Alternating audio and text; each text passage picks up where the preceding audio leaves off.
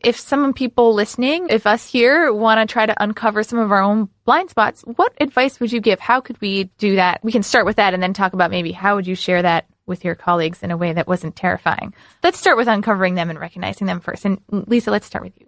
The first place I think we'd recommend to start is to be looking at what are some fairly regular practices or times when you feel like, oh, I really want to be able to do this thing, but I can't.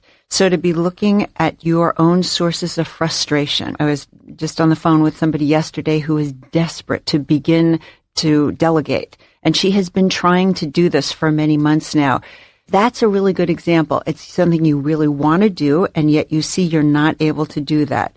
That's the first step, is to just even identify what's the thing I need to get better at.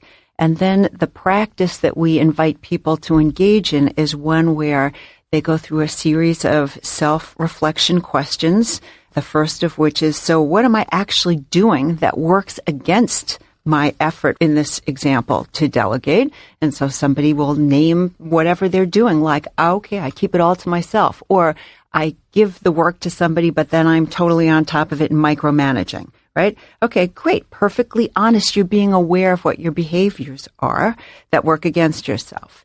And then the big aha comes from helping people to see that if they had a friendlier stance towards the part of them that's enacting these counterproductive behaviors, they'd see they're actually doing that for a very good reason.